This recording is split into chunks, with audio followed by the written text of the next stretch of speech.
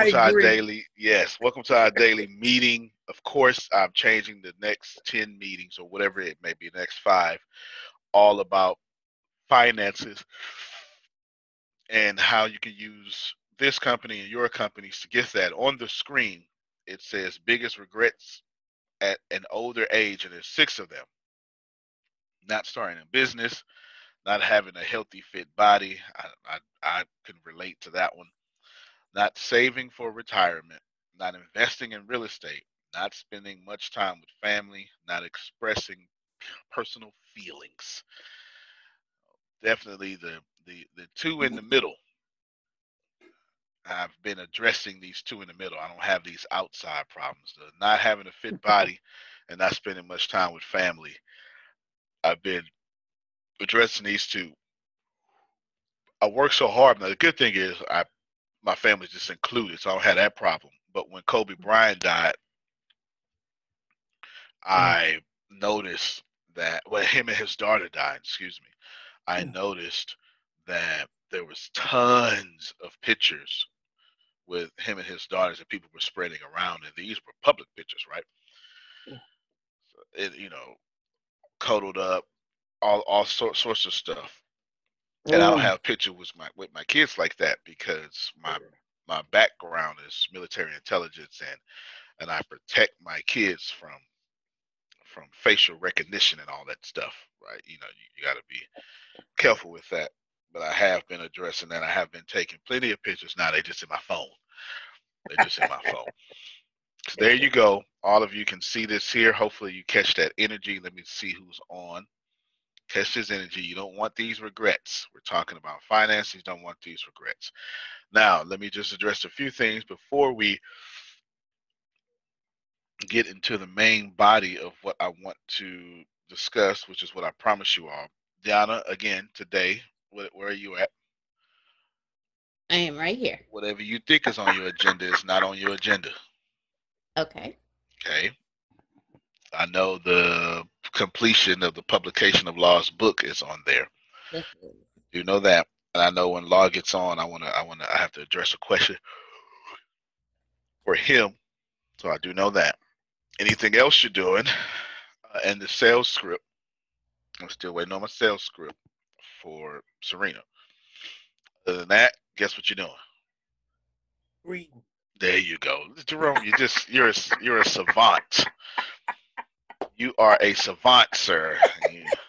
Reading. But you know what, Antonio? Uh She's huh. been doing a wonderful job.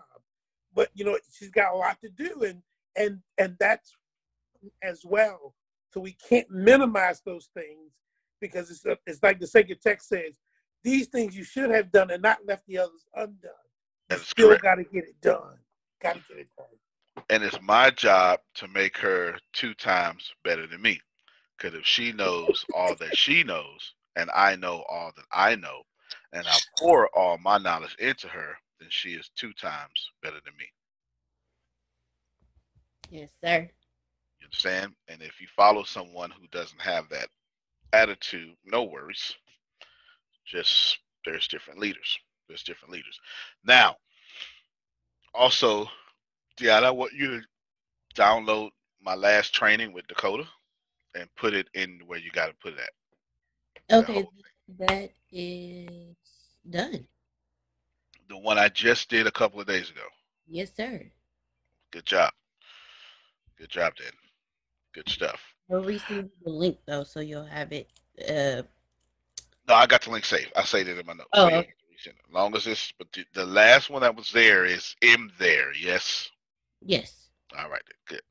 Because I'm going to release those. That's all going to be one season, and I'm not sure. I think I'm gonna release them all like Netflix, probably so, on audio, on podcasts, and let people because they're good. If you don't know it, ladies and gentlemen, I've been for the last year or something. Well, what is it, Diana? Well, you tell them. You tell them. What About have I been doing with Dakota? you have been coaching him and helping him build his shoe company, and you have been recording all of those coaching sessions and just storing them. How many sessions? Put some PR on this when I got you talking. Hold on, give me 1 second. Well, you ain't got to be exact. Just come on. Just put some pizzazz on it. I know it's at least about 30, maybe 30 to 35 sessions. I've got 30, 35 sessions, something like that, building one business from start to finish. So if you know Dakota Jones and you've been looking at his meteoric rise in Mississippi with his shoe company, it has come from our coaching, from start to where he's at now. We got a few sessions left, and we break down some stuff that is just incredible. And of course, once it gets to the mathematics of things, that's when I just start levitating and glowing, Jerome, because that's my thing. That's my thing for sure when it comes to the economics and finances of things. Just a little tip for you: if you're going to help people, record it. You never know what you're going to do with it later, Steve. I'm sure people come to you every day asking for advice. You have the energy of someone that is constantly used by other people. All right, you just have that energy. Everybody come to Steve. Steve, what should I do with this $100,000? Right, something like this 100,000 pounds. Steve's like, give it to me. I know what to do with it. Yeah, I know what to do with it. No, not Dakota Jones, the musician. He is a young man in our network. He is 19. Yeah, he's 19. 19. He's as tall as Reggie. 20 now. I think he just had a birthday. He's 20. And he's tall. And when he stand next to me, he rests his elbow on my shoulder. It's kind of disrespectful, but you know, genetics, Jerry. Welcome. I can only do so much. Yeah, welcome. I can only. Yes, yes. I can only do so much. And yeah, he's 19. He's in Ricasa as well. He's just a good young man, very respectable. And he's hungry in small town Mississippi, and he started a shoe company from cleaning and repairing shoes. Now he's designing his own shoes, and he wants to compete with Nike, things like that. Amazing. Yeah. I've never met a young man like him in my life. Never. In my head, shoes are made by other people so I can buy them. In his head, he makes shoes so other people can buy them, right? So we all shed alike differently. Good stuff. So you're going to do that for me. I've already done that for me. Now I want to talk to Reggie, Grace. I want to talk to Reggie, Grace, Monica, and Deanna specifically. Because I said this, but I don't think y'all catching it. So I'm going to say it again. About 2 weeks meetings ago, I said we need to remember what makes us the most money, and 10 times that. Could anybody remember what I said of the people I just named? It's my fault. Service. If you can't remember, it's my fault, because communication is to follow the leader. So let me give it to you. Okay, good stuff. Satish just said we can get him and to get some manufacturers in India. So good stuff. I'll get right up on that. Write that down for me, down and send it to me. Cold calls and referrals, God dog it. It's our #1 income earners. This company is weird. Do y'all understand? What did you just do this morning, Grace? I ran somebody's card. Uh-huh. For whom? One of Dr. Trask's people. Which means I got to pay her, don't I? Yeah. Yeah. I want this 100 times. Okay? Phil's clapping for you, sugar. Phil's clapping for you. That's her second one. Deanna, update that 100K thing. Okay. Pay attention. If you listen, in fact, don't even pay attention. Listen to me. I know where it comes from. Do 100 times more. Do what works. Do you understand? I'm not just saying calls. I'm saying a specific kind of call. Cold calls or from a lead generated list and referrals. Are you tracking me? I really need y'all. I need y'all to look at me. Okay. If you're not on the toilet, I know it's early. I'm gonna need your camera on.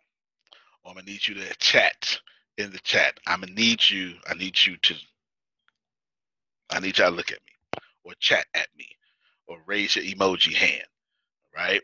I need to see it. This is for the people I called and for y'all listening. Because the problem with understanding how to get what you want is y'all keep trying stuff. Stop trying stuff. I cannot stress this enough, right? Stop trying stuff. Do what works. There is a time not to do what works because it's holding you back. But I got you, Jerome, if you know what is core to your income, do it until it's time to change. Okay, Reggie just chatted with me. Thank you. Monica, send me a message. Do you understand what I'm saying? This is important. Yes, 100%. Outstanding. Good. So now I got you. You got me here. If saying, Sugar, send me a name works, Grace, what you supposed to do? So tell Sugar to send me names. She's been sending me names. I got 2 more appointments for her. So. All right. So yeah, but I understand. This is not a correction. This is a kick in the butt. How much do you want whatever you want? That's all I'm saying. I didn't say 10x at this time. I said 100x. It's just how much do you want what you want? I personally live my life like I'm going to die. I don't think I'm going to live into old age. It's just not the way I operate. It's just me. You understand what I'm saying? It's just me. I think every day I wake up is every day I'm going to die. So my intensity level is always at lion chasing a gazelle. I'm telling y'all, if you know asking Sugar for names works, do more. You understand? If you know picking up the phone works, do more. Is that strange for this company? Yes. Does it work? Yes. Do I have a core of a bunch of strange people? Yes. Y'all are weird. You make no sense.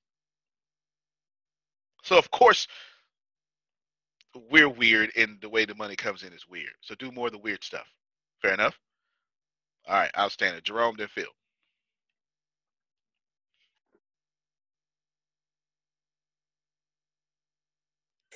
There we go. When you said Inbox zero is a thing of the past. We're all so inundated with email now that it's no longer about responding to everything. It's about responding only to the important things, the messages that truly matter. And that's where SaneBox comes in. Think of it as an EMT for your email. As messages flow in, SaneBox does the triage for you, sifting only the important emails in your inbox and directing all other distracting stuff into your Sane Later folder. So you know what messages to pay attention to now and what stuff you can get to later on. It also has nifty features like the Sane Black Hole, where you can drag messages from annoying senders you never want to hear from again, and Sane reminders to ping you if someone hasn't replied to your email by a certain date. Best of all, you can use SaneBox with any email client or phone anywhere you check your email. See how SaneBox can magically remove distractions from your inbox with a free 2-week trial. Visit sanebox.com/success today to start your free trial and get a $25 credit. That's sanebox.com/success. Again, that's sanebox.com/success. the bottom line is do what works.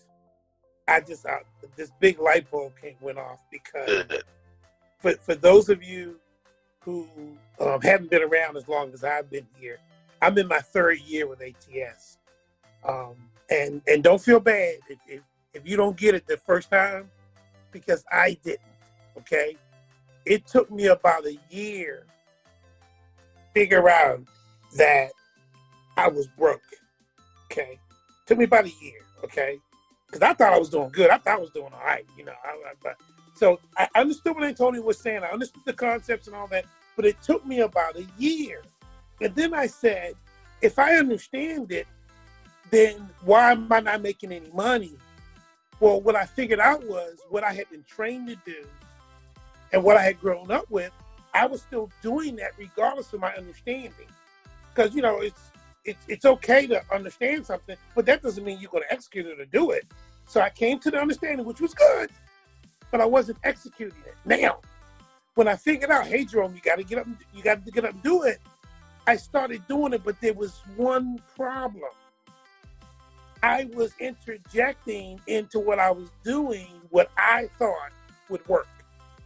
The problem was I was using an old method before that didn't work, and now I'm trying to interject something into the method I've been taught, which hasn't been proven because I haven't been there before. Guess what?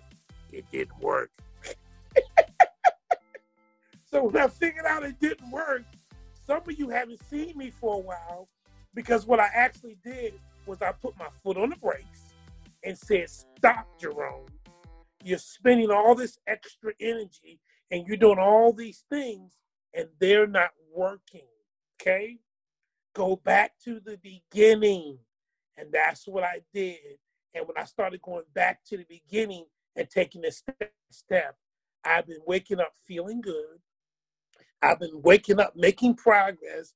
I have added some other things to what I already have, and I'm bringing back into what I was taught before slowly instead of putting Jerome in there because it doesn't work. But if I do what I've been taught, guess what's going to happen? It's going to work. And you know why I know it's going to work? Because it's been working for 3 years for ATS. All I got to do is tap in to the system. Hello. So when you said that, Antonio, I had to jump in, dog. Yeah. That's why I'm stressing it, because master this first, and then start putting your improvements on it. But you got to master something first. Okay, you got to master something first. Go ahead, Phil.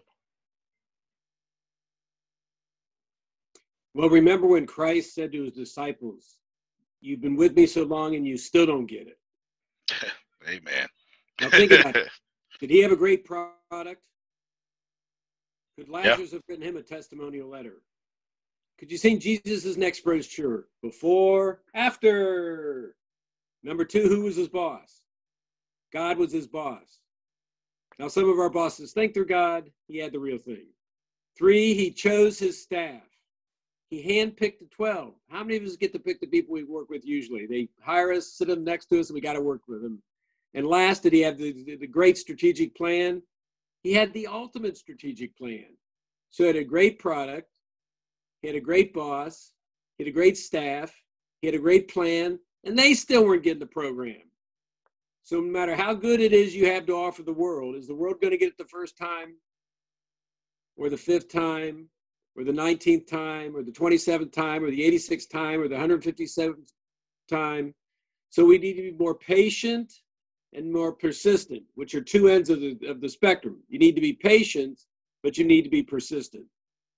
That's it. Which leads me perfectly into the main thing, which is what I promised I was going to do.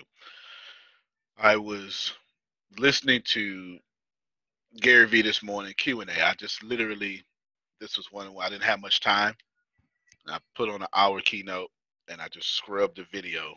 I think it was like 20 minutes for the call. And I just scrubbed the video to the Q&A, like literally, because I was trying to squeeze in, typically I watch the whole thing. And I just scrubbed it to the Q&A. And the first question, his first question was someone, Gary Vee answer was, you can't boil the ocean. And I'm like, yeah, why would you even try to do that? And I'm thinking the same thing he's thinking. Like, you're Russian. Ladies and gentlemen, you should know that I have not rushed this business. It is the thing that makes me here, or an enigma or whatever, is I am patiently impatient. Phil just said it better. Patient and persistent. I'm extremely impatient, and I'm also super patient. And I waited until the system crumbled. I built, I built, I built, and slowly released. I could have launched this network marketing company 2 years ago. Actually, they talked about me when I didn't. 6 people left and told Jerome, don't trust me, and I ain't blankety blank, and sent out mass emails. And Law had to tell me, hey, you know, this email came out. This happened. This is real stuff. This is real stuff. And I still said, nah, I'm good. I'm good. Because we didn't have enough, whatever enough was at the time. Right? Didn't have enough structure. Didn't have enough. So I just let everybody talk. Those who wanted to leave, I let them leave, Law. Let them leave. I ain't say nothing. They still talking. Monica fooling around and called one of them by accident last week. Sure did. He cussed her out, trying to get to me. You understand? Didn't bother me one bit. Didn't bother me one bit. I ain't said nothing. Don't have nothing to say, sugar, at all. Right? Just lies, lies, lies, lies, lies. I ain't got nothing to say. Because I know, Steve, I'm going to move when I'm supposed to. Do you understand? I know that to move without controlling the economics of things, to move without controlling the infrastructure, to move without controlling the data or the finance or the communications or the human resources makes me vulnerable. I understand this. I understand to move into their positioning messes all of us up, and all of y'all would have followed me for nothing. Before I get to Phil, let me tell you this statement. To be inside the will of God means to be crucified by other people. Go ahead, Phil. Wow, that's something nice to follow. Well, I was going to say something significantly less heavy than that, but it may be apropos. A great marketing plan, poorly implemented, accelerates your demise. You'll just die quicker. Definitely. This morning, I got a text message from, and this fits right into the finances I'm getting ready to teach y'all. This morning, I got a text message from someone. I don't know if you want me to say your name. And they just jumped on the call, and I promised them I would address it. Let me read a tad bit of it. I want to put you in the energy of it. I had to stop speaking to my youngest sibling. How many of you know just because you siblings don't mean you're friends? Amen. My sibling has no respect for our mom, no respect for the siblings, only respects the people outside the house. Oh, I know that all too well. Actually, you just, if anything, I shouldn't say it. I'm gonna move on. I decided this would be my last time being disrespected. I feel better, and I'm not experiencing any anxiety that usually comes associated with this conversation. I feel like every time he opens his mouth, I got to go through all this here. And the question was centered around the first line that I skipped was, am I creating bad karma for myself? Mm-hmm. No. Okay, but I have to explain some things first, which is why I told you I would address it on this call and not respond back to you in text message. It's not enough to disconnect from somebody. You must forgive them, because forgiveness stops the wheel of karma. But when you forgive them, you have to include them in your forgiveness. That does not mean that you need to be at the next Thanksgiving party. Do you understand? It just means that the next time you interact with them, text message, phone, whatever, your energy needs to push off, I am at peace with your existence. Do you understand, person who sent me this message? Because it is not enough to forgive someone and not include them in your forgiveness. I'm not saying you ever got to talk to them again, but your energy needs to vibrate at the frequency that happened with Satish. I had no idea that Satish had somebody dirty dog talking about me. And when he brought them up to me, all I said was, "Oh man, what a great guy. Man, I watched him get screwed over and he stood strong." That's all I had to say. I ain't got nothing else to say. You know, because I totally forgive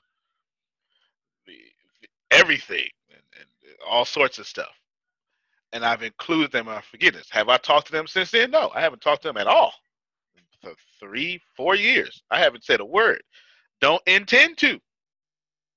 I have no intention, sugar, because I don't go looking around for things to hurt my feelings. Help me, somebody. No, it's not always the easiest thing to do, Jerry. Not even close. Not even close. Not even close. The guy that Monica called, I paid this guy upwards 5 figures. Doesn't even matter the number. To do absolutely nothing. And the team just 2 months ago was like, "How can you be so calm with that?" I mean, this was 5 figures, a comma, and it was well over $10,000. Okay, just letting you know. Paid in full. Overpaid because they couldn't figure out how to receive the money without the fees coming out. So I paid for the fees too.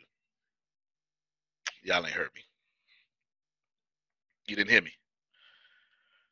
In the middle of, after shooting the emails, Law,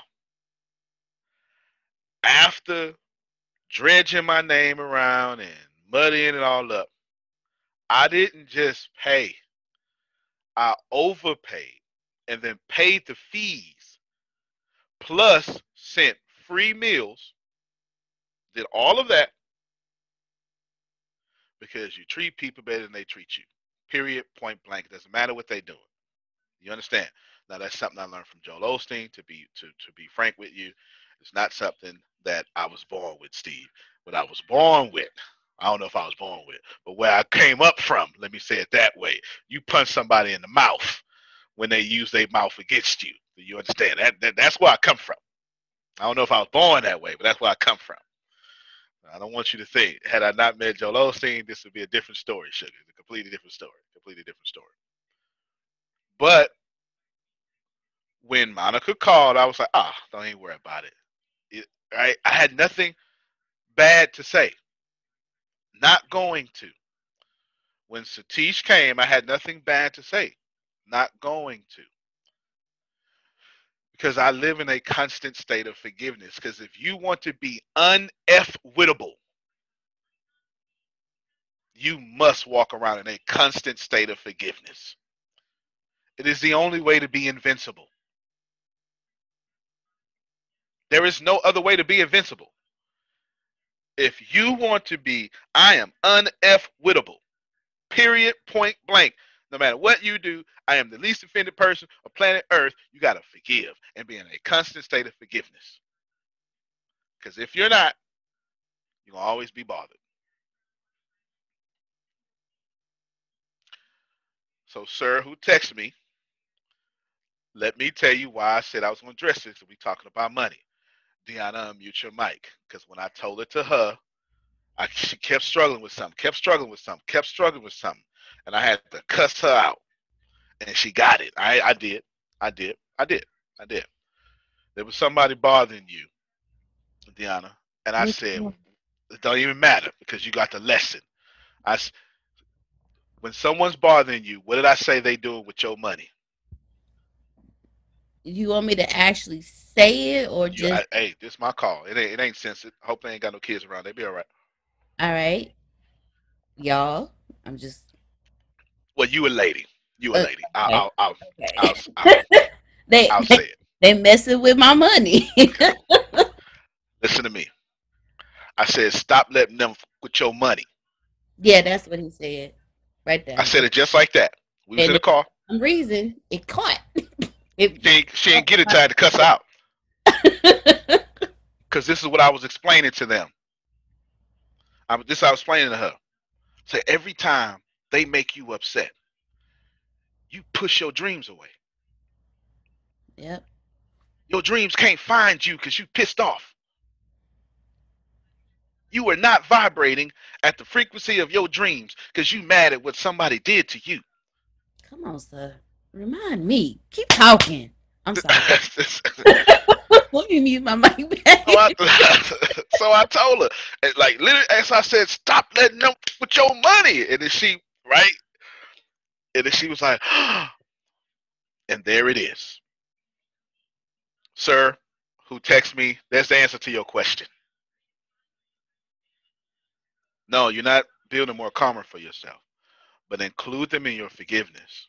It doesn't matter if you talk to them again. You should be at peace with their presence. You should observe their lives with no judgment. And only then will your dreams say, you are worthy enough for us to manifest in your life. Until then, and I sure hope you hear me because I'm talking directly to you, your dreams ain't never gonna come to its full fruition. And let me tell y'all something. I love myself too much to let somebody else limit my dreams. I ain't doing that. I don't know what to tell you. I ain't doing that. I'm not doing that. And that bothered energy will mess with you. Jerry. Yeah. Listen, I'm telling y'all, the moment you say, I'ma live my dreams, the moment Sugar say, I'ma live my dreams, somebody got a cross for Sugar. Cause you can't be inside the will of God and say yes without somebody being offended with your bravery. Amen. Let me go and talk about it just for a second. Amen. Let's just take just for a moment, and I could still be orthodox if I do this, okay? Let's just separate, well, let's just isolate, there we go. Separation would be unorthodox. Let's just isolate the deity of Jesus the King and the man of Jesus the man, okay? Because according to your Christian beliefs, you can't mingle them. Jesus never tapped into his deity to be a good person. He was a good person all through flesh. That's the real miracle of your protagonist. Okay, if you don't know that, allow me to tell you about your scriptures. The real miracle of your protagonist is that he did that fantastic stuff as a man. That's the real miracle. Never tapped into God to act like God. Tapped into man to act like God. Which is why he says, be ye perfect. All right? Because you can. All right. Just so you know, so you don't throw stones at me, okay? Oh, Antonio. Go ahead, Phil. He also said, I have done great works, but you will do even greater. Even greater. Even greater. You supposed to be better than me. Thank you, Phil, because I sure would have left that out. Now think about this for a second. Here is this greatness, and 12 immediate people follow this great person. This is where it hurts, my Yuri. It's going to happen to all of y'all. 12 immediate people follow. They give up their dreams to follow this dream. Do y'all understand that? They give up their money. Peter was Antonio. He was a hustler. Hey, let's get this fish money. You understand? Let me just make this clear to you. He was a hustler and then Peter did what he said he was going to do. Oh, no, you got. I ain't lying to you. My man Peter said, "Sugar, ain't nobody gonna touch you. I bet ain't nobody gonna touch you." And somebody fooling around touch Sugar. Peter say, "Off with your ear, trying to take your head off." My man backed it up. He said, "Listen, it's going down. Nobody's gonna touch you, and if they do, I'm gonna kill them." And that's exactly what Peter tried to do. Do you understand? All of this, they follow. You ain't got to be Christian to get this. They follow. And other people said, since you want to follow your dream, we going to kill your dream. Now I'm coming back to you. That's how it works. Oh, you want to sell big business, huh, Satish? Kill your dream. How many of y'all know what I'm talking about? Oh, my Yuri, you want to be a successful woman in India. Kill your dream. That's how it works. That's how it works. If you decide to dream a dream, other people will take your dream and nail it to a cross and make you watch them do it. That wasn't no private crucifixion. That ain't how people kill. Get out of here. Don't nobody crucify people privately. When I'm ready to teach you a lesson, it will be public. Please know that. I wish I had some help. Ain't nobody ever had a problem with Sugar and took her to the side to crucify her. The only time you take people to the side is for resolutions. But when I say enough is enough and you need to get taught a lesson, that's always public. I'm trying to talk a bit. So I came at the right time to hear this message. Yes, sir. Yes, sir. Stop letting people play with your money. If you are upset at somebody, you are simultaneously forfeiting your dreams. Same time.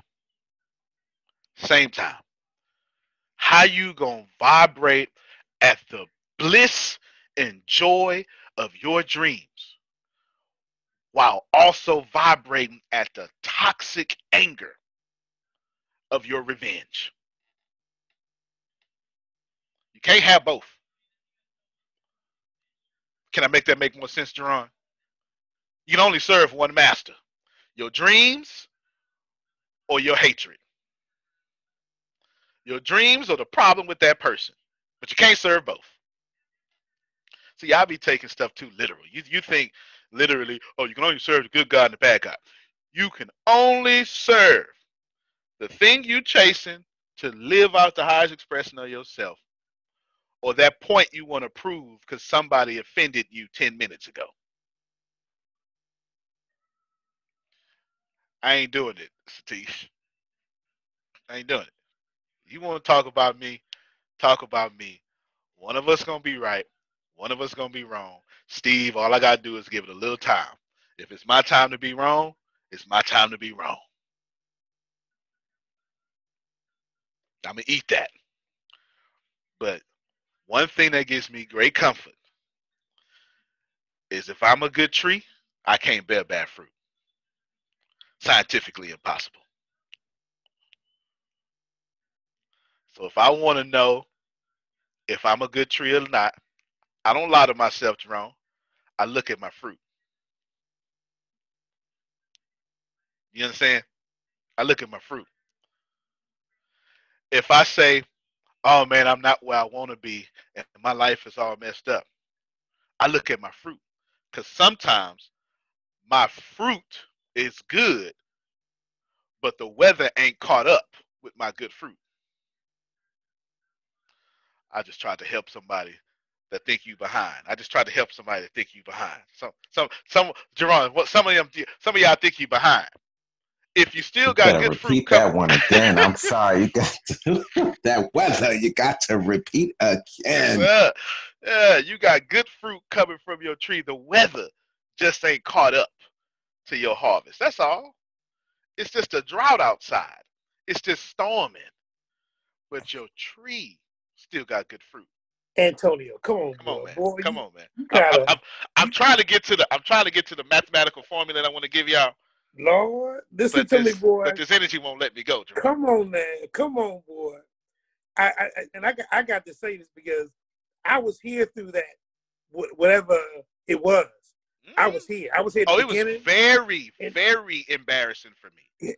But Antonio, here's the deal, because I can't speak for Laura. I can't speak for Deanna. I can't speak for Tim. I can't speak for nobody but Jerome. And as that thing began to unfold, as that thing materialized in front of all of us, it became very, very simple for Jerome. And you just said it out of your mouth. Look at his fruit. Look at his fruit. And Antonio, the moment I looked at the fruit, there wasn't a decision. Because I looked at everything that came up to that, and it was profitable. It wasn't good. It was very good. But wait a minute. Bad. Wait a minute. And Grace through the math, it didn't add up. And the moment I recognized that, there was nothing to discuss. There was nothing to say. I didn't ask you. I didn't ask your subordinates. And I didn't ask the person that was doing all the mess, because it wasn't necessary. Because just like you also said, I'm putting my energy into that which ain't getting my dream where it need to be, because I already knew that what was going on wasn't profitable. I got to move ahead. I got to keep it moving. And boom. And here's the beauty of it, Antonio. At that time, I backed off, not because of that. I backed off because of me. And then when I started picking up on the calls again, Satisse was here. COVID-19 was here. And I said to myself, Jerome, look at what's going on at ATS. In spite of all of that mess, we got 100 times better. Ain't that boy hiding people? Ain't that boy? Come on now. And Antonio didn't have to have a discussion with nobody. Never did. All I had to do was look at the fruit. Somebody texted Deanna and said, could you ask Antonio when he going to have a meeting about this whole situation? And I said, I'm not going to have a meeting. Am I lying, Deanna? Do you remember what I said? Tell them what I said. He said, tell them in these exact words. And there's a couple of cuss words in there. But the whole point, the purpose was, I'm not having a meeting. I don't need to have a meeting. And if you have questions, you can ask me directly. But I don't need to have a meeting. I'm not going to have a meeting. I'm going to continue to move forward. If you want to make this money, just follow me. She quoted me. Law said I remember that because he was one of the people that got that message. Because it was his battle buddy that wanted to have a meeting. I ain't had no meeting. What I look like coming to your enemy territory. Yeah. To have a meeting that you already got me guilty for. Get out of here. Go ahead, Joe. And I remember a certain individual was talking about some money that people had taken out of their pocket. And just like you said, not proud, but openly, confronted you about it. And what you said, Antonio, I said that was butter. You said clearly to all parties who were listening, thank you for your donation. Next. I said, wait a minute. I said, no, he didn't. Yes, he did. Come on now. Come on, man. Come on. With nothing else to say.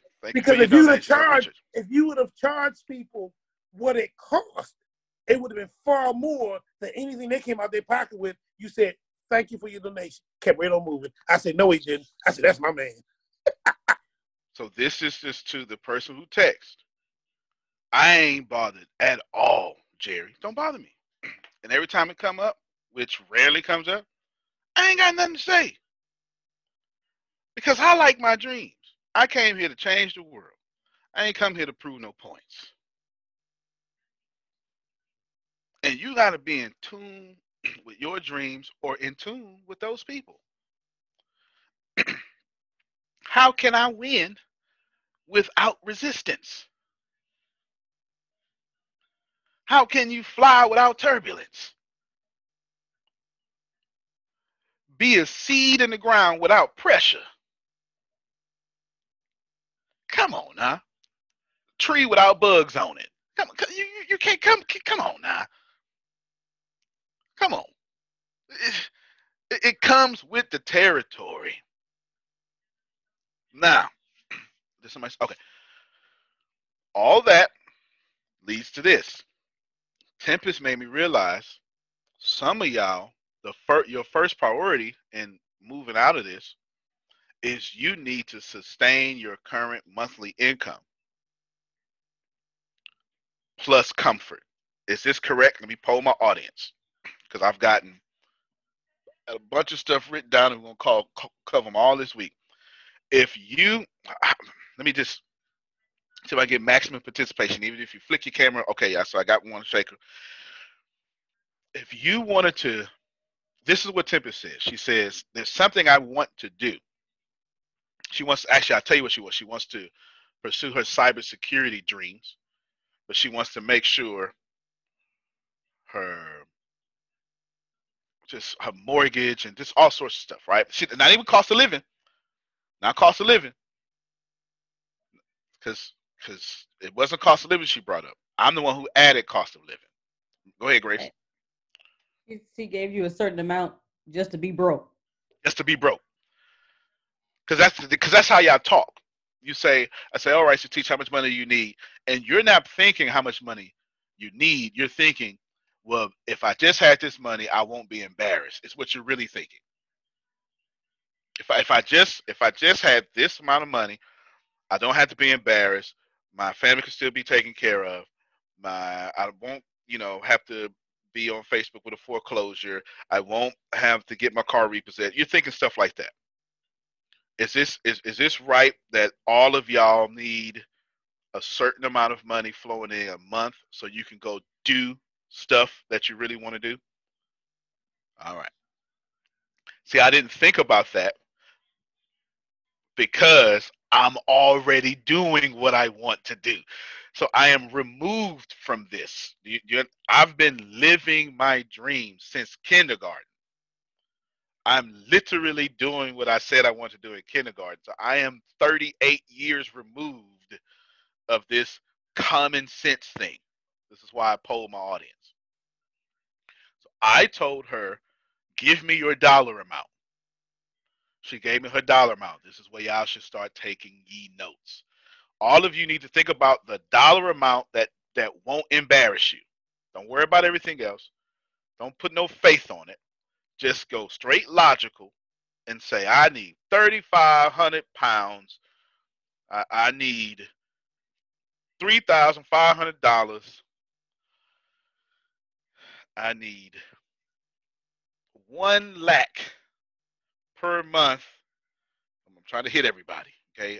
There's something, well, at least hit everybody on this call. Okay. I need this per month. Don't get high awareness on me. We're about to do that next. Like because you gotta be careful when you're talking to highly aware people, Jerry. They always 5 steps ahead of the conversation, which is good. But right now, just stay in the conversation. Be present where your feet are right now. Give me that number that doesn't embarrass you. Yes, 1 step at a time. Now, does everyone have that number? Let me get some head nods.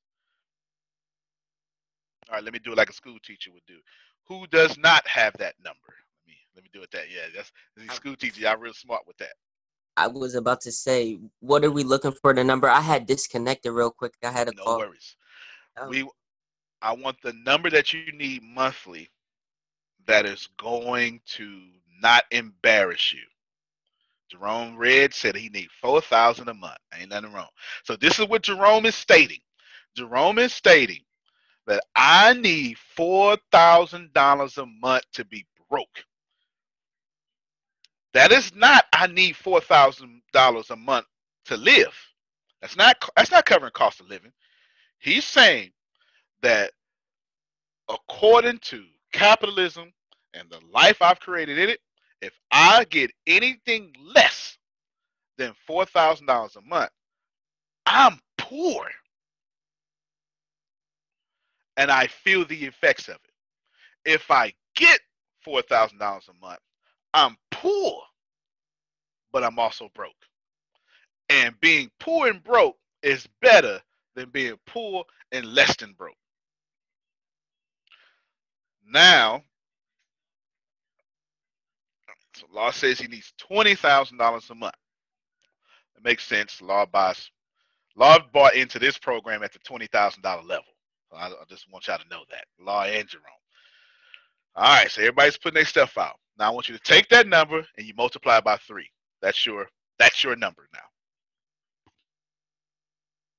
So Law, you need $60,000 a month. Monica, you need $24,000 a month. Makes sense. Monica's a rich Latina with 2 different houses between San Antonio and Austin, and she's been living. How long you been living a 6-figure lifestyle, Monica? How many years now? Well, prior to COVID, 4 years. Okay. COVID messed me up. COVID, yeah. Stupid COVID, yeah. And the beautiful thing is, many of you are going to have a testimony. COVID just did what Jerome said. It just exposed. You didn't have no money in the beginning. That's what it exposed. You never had an economy. All right.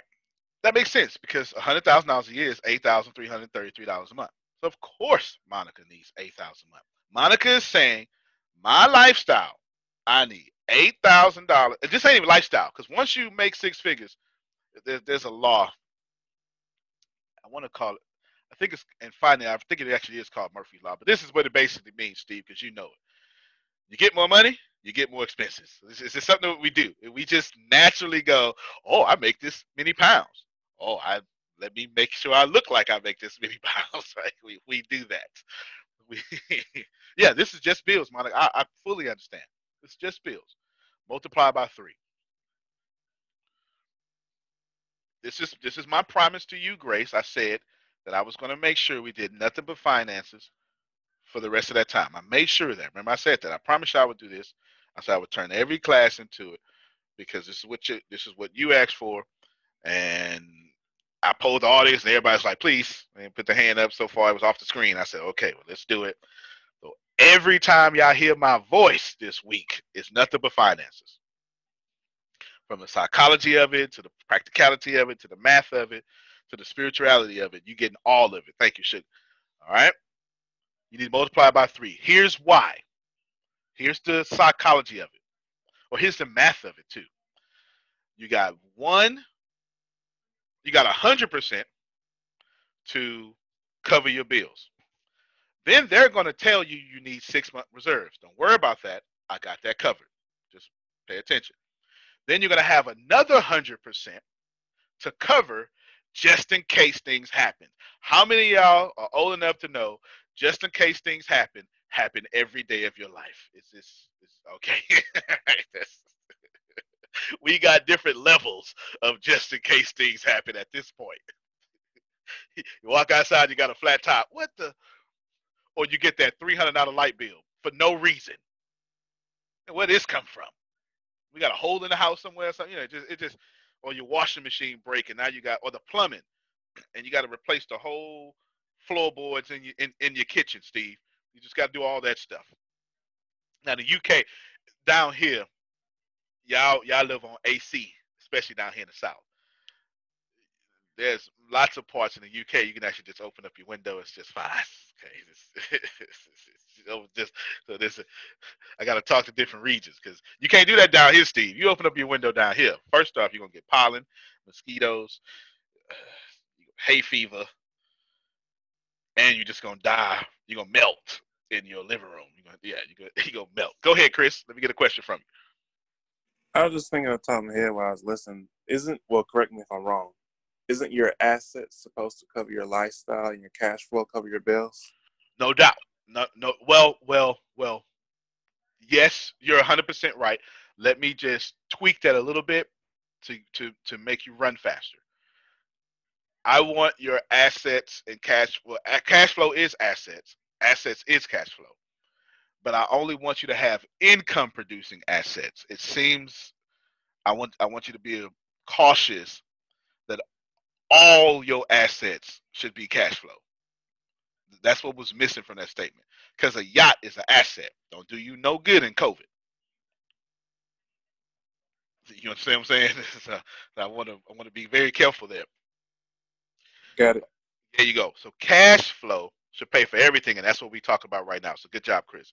So now you're gonna have 100% to not embarrass you, then another 100%. That's the 2 times more to cover anything that happens. You ready for this? And that third 100% is ease and abundance. Where's Sugar at? Where's she at? Oh, there she go. Sugar, you do know your prayers will come out a lot more prayy if you got money. Man, I sure hope. Let me talk to my spiritual people real quick. My folk who actually attend religious services. You spoke a word right there, Reverend. Y'all can serve God a lot better if you're not broke. I still show up to 2-member churches because I don't need them to pay me, Sugar. You understand? I don't say things like, "Oh, no, y'all can't afford me." You understand what I'm saying? It is a lot easier, my Yuri, to take your daughter driving around in the car when you got a lot of gas money. Yeah, it's a lot easier. I thought I was the only one thinking that. Yeah. How many of you just get in your car, that's your sanctuary, and you just ride around with no destination, listening to music or whatever it is? You just get up and go. There you go. A lot easier to do that when you ain't worrying about the wear and tear on your car. Okay?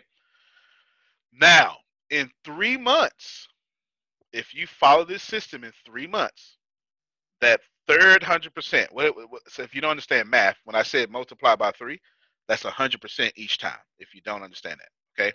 That third 100%, you shouldn't have to spend because that second 100% will, and that third 100% becomes your 6 months reserves. Get it? If you do that third 100% for 6 months, if you do this for 6 months, you will have 6 months reserves without hurting you. Without hurting you, you would do that third 100%. Y'all got me? 6 months. That's one of the best ways to get 6 months reserve.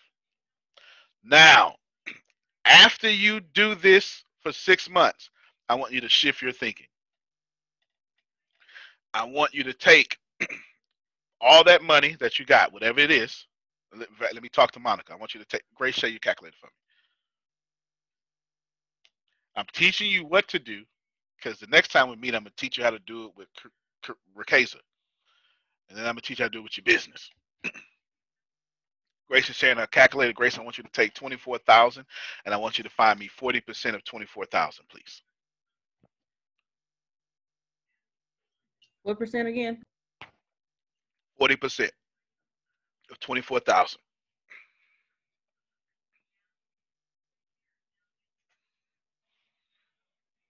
That's 9,600. Yes. All right. Now keep that up real quick. That means, Monica, unmute your mic. I want you to, because I'm speaking directly to your situation. That means you need to follow me and my teachings and the flow of my money until you can save $9,600 a month. And you need to be doing that after 7 months of following me.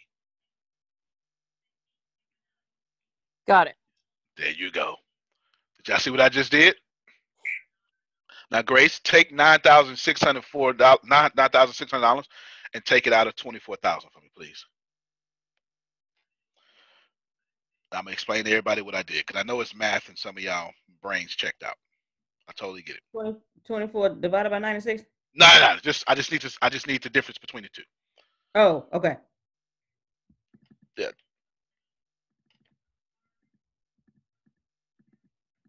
This means I only want Monica to live off of $14,400 a month. Everybody got me. That means she don't get that money. Let me tell you. Let me tell you what's a lot of this stuff is universal. Actually, all this stuff is universal. If you're not in harmony with the laws of this universe, the universe will smack you in the face. I need you to get that. All right. Terrell's like, yeah. If you plant a farm and eat 100% of the crops, you will not have a farm. Do you understand? I need you to get that. And the ground will curse you. No, I'm serious. Your farm won't be able to grow no more because when these crops stay, they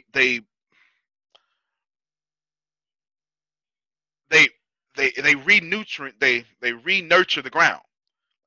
Literally, you have farmers that have 100% plot that take 75% of that plot and plant on, and then leave the other plot empty for regeneration, for rest. I'm not making this up. Antonio? Yes, ma'am. Yeah, I have a question about that. So we take it, and whatever we have, we triple it, right? Yep. So whatever we think we need, yep, we triple it. Yep. So 1/3 if it goes to covering bills or whatever you need for those things. The other 1/3 is just in case. So that's put away on the side, just in case. And the other is for our everyday, whatever it is we need. So almost you break it down that way, we still have over amount. That's okay, right. So say you have the amount to cover your bills, but then the other 1/3 that you have for yourself to live, it's over the amount that you really would need. That's right. It's more like what you want so that you have it. What do you do with that extra? Yeah, that's good question. You invest. What I just told Monica was you need to be, when I said saving, I was going to flip it to investing. You need to invest. Monica, I'm going to go off on you. If by the 7th month of you with me, you're not investing $9,600 a month.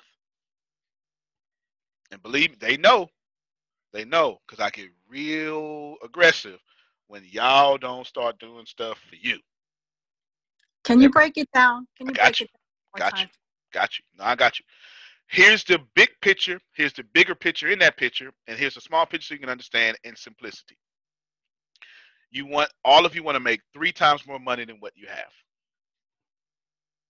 Than what you need. Excuse me. Then I want you to do this for 6 months. That's 3 times more money than what you need. So it's not that this is confusing.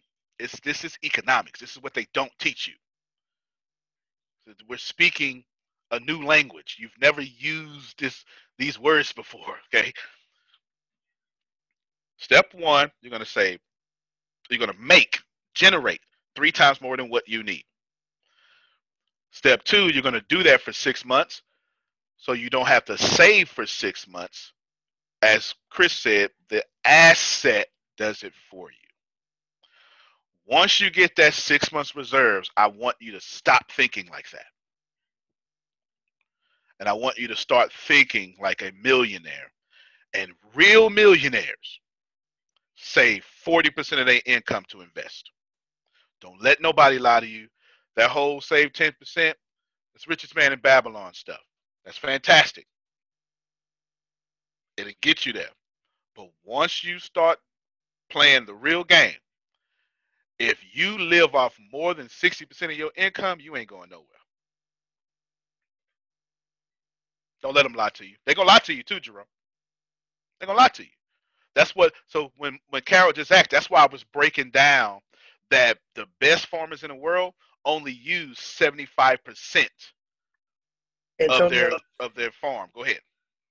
Let me, I just want to stop you for a moment. I'm going to get you back on track. Nah, you good. You good. Because Law said savings is investment. He's absolutely correct. What I have learned, because like I said, I've been playing with you for 3 years now. You know, first of all, I wasn't paying myself. Okay. Here's the other problem, and I don't know if anybody else got this problem, but I know I did, and I do, is that I start saving. You talking about praying and praising because you got extra, which is good, and you do a whole lot more. The problem is you're tempted to mess with. You're tempted to take it from its place and do something with it, but that doesn't work. You got to stick with the plan. You got to stick with the plan. So don't forget that, because that's human nature, folks. Well, I'm doing better than I was before. I ain't never had this much extra. And then we start, let me be quiet. No, that's straight middle class thinking. Listen, if you got to go, you're more than welcome to check out. I'm going to finish this so you all can just watch the replay. I don't want to be disrespectful. I completely understand. But I promise you that I was going to do this. And I'm not stopping until it's done. All right? I'm holding myself up. Okay? I'm holding myself up. Nevertheless, I'm going to give you this money because Carol looks super excited right now. Her skin is extra glowing right now. Okay, so she is ready for this. She is ready. The reason why what Jerome just said is true is because you still have the middle class mindset, because you have an enjoyment mindset, not a millionaire mindset. And you don't have an investment mindset. Don't enjoy nothing. If you want to know when you should enjoy something, write this down. I will enjoy things when I have $10 million cash flow after expenses a month. Until then, don't enjoy nothing. You know how many of these shirts I got? It's like 12. And then I got a whole nother 12 with my logo on it. I'm serious. This. Let me. God dog it. I'm serious. Like, I want you to think about this. Antonio, what brand do you buy? From the hood store. Yeah, but what brand is it? What's the brand? I don't even know. It's in a green little bag on the hood store. It's on the wall where you can get some Swisher Sweets or some E40. That'd be some Old English. I ain't lying, from the hood store, because they got the best quality. I'm not even lying. I ain't trying to be funny. I'm telling you. I go to the hood store. It's the green plastic, terrorist-proof plastic that you got to cut. You can't even rip it open. You got to like bomb it open. And there's 3 of them in there with a cardboard. And they sit in the back of the wall. And they at every hood store. Okay? The kind of stores to where they ain't even got a public restroom. Those stores. Yeah. they really illegal, and they suck for the neighborhoods, to be honest with you. There's a difference between when is your birthday? July 20th. It's coming up. Okay. Yes. July 20th. But that's why I get it. I don't even know the brand. I just know it's hood brand. That's all I know. That's all I know. And they cost me, I think it's $12 for a 3-pack. So what is that? $4 a shirt? There it is. And they look good when I put on the jacket. They're nice and snug, right? All that stuff. Boom. Don't spend money, Kiara, until you got $10 million cash flow. After expense. Oh, yeah, always V-necks. I like V-necks. Always V-necks. But yeah, don't do it. I am a minimalist. through and through. I really am. But I'm not trying to push that on you. I'm just telling you. Until I get $10 million. Oh, I was going to show y'all something. Let me show y'all something. Because I don't want you to think.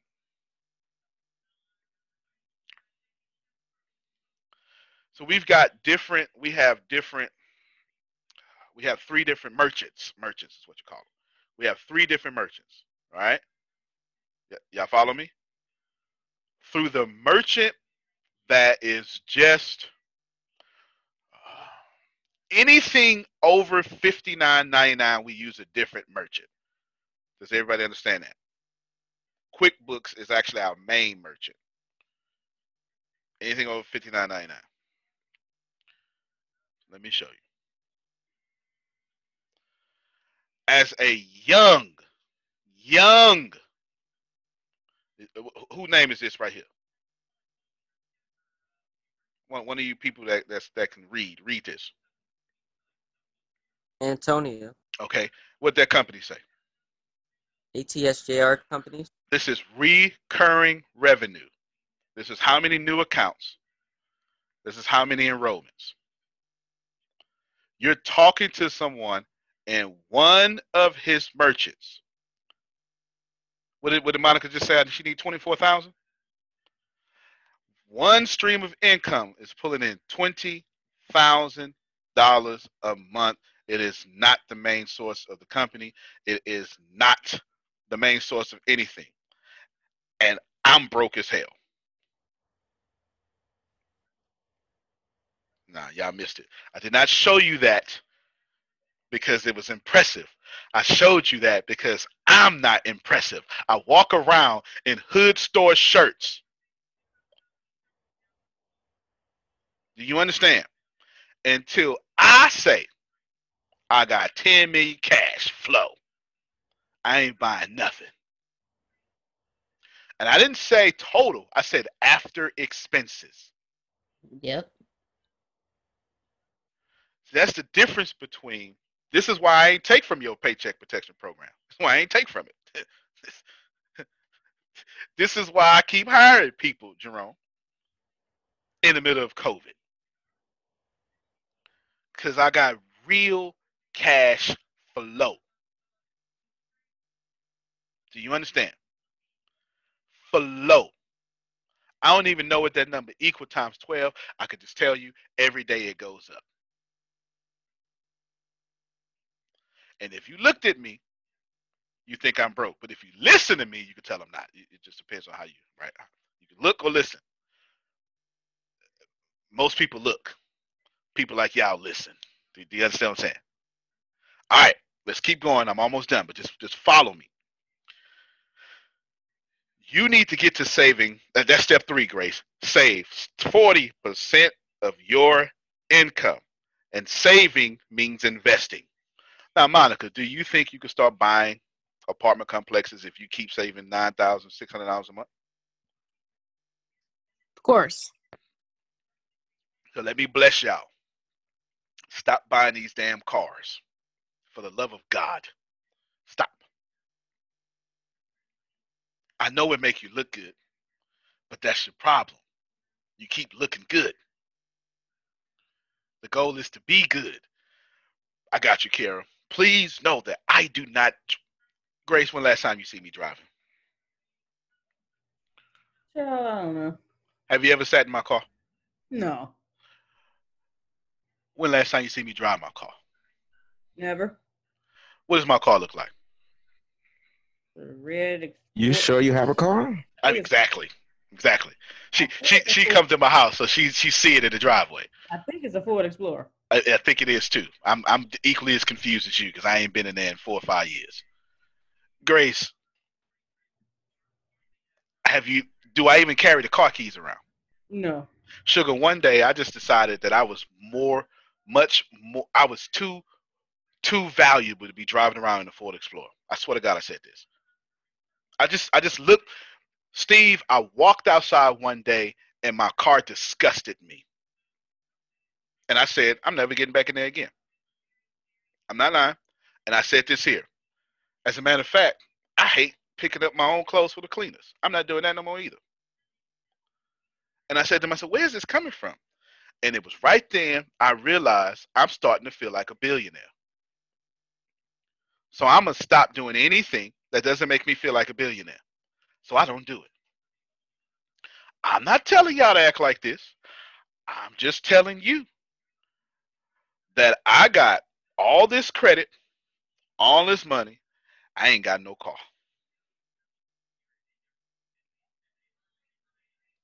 Why? It's a depreciating asset.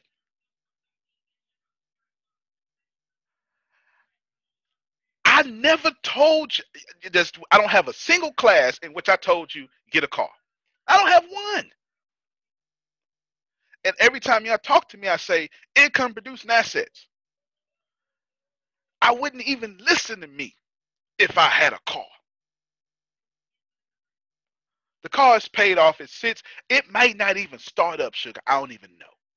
In fact, just from the snow, the back left window came down because it snowed, and it just kept doing that stuff. It just well, not snow, but ice, and over years, it just made the window fall off track without even moving it, and it fell on its own.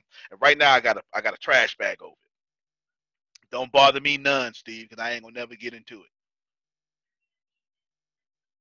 It might have spiders have probably made a wonderful mansion inside that car. I don't know nothing about it because I ain't gonna never drive it again.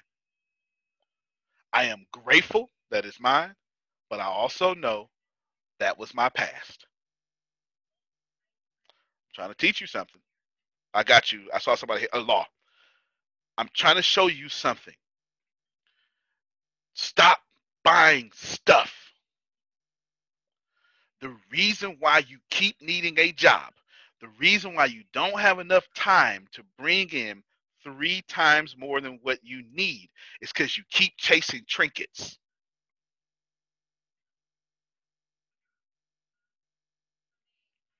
There is a difference between my mind and your mind. I am willing to let people talk bad about me. Because when I look at my harvest, I'll go, I think I'm right. And that's good enough for me. Go ahead, Law. I think that was you that raised your hand up. Lyft the Uber. I was doing Uber, Jerry. Oh, he says accident. I was doing Uber. And then Grace and Deanna was like, man, you need to give us that money. So instead of paying $30 a trip, I take care of all that stuff now for them to drive me around. So the other day when I said, Grace, who pays all your bills? You. Deanna, who pays all your bills? You. Because they drive me around everywhere. So that's the trade-off. It was either give it to Uber or give it to them. So that was the trade-off, right? That was a trade-off. Yeah, Group right. economics, though. I think it's actually cheaper to take Lyft and Uber than it is to own a car. You ain't lying, Jerry. Especially down here, man. We ain't got no metro and all that stuff, or whatever law gets on. You know, we ain't got that. Vegas either. Well, there you go. There you go. Go ahead, Kara. So my question is Keep in going. regards to what you were saying about, can you hear me? Got you loud and clear. So mine was about the car situation. Yep. I did that where I ended up paying like $10,000 extra for my car, and I still owe $6 on it. Is it even worth paying it off to have the car versus trying to get a cheaper car and paying that off? Depends. I need to ask you a few questions. Do you? Okay, my question is gonna be weird. Okay, first off, do you own where you live? Yeah. All right. Number one. So since you own where you live, you've already answered your question because you're not gonna be making any more major purchases. Yes. Right. Not like that. Right. Exactly. So basically, credit is stupid to you, even though it's not. It still is though, because you don't need it. Okay. So we're coming back to it. Now, you owe $6,000 left. What is the year of this car? 2014. Good. That can last efficiently to 2030 because But it's at it got 90K miles on it. I bought it brand new. Good. Average American puts 25,000 miles in their car a year. You don't seem to be doing that. You're actually driving less than the average American. Now, does it work well? Yes. Outstanding.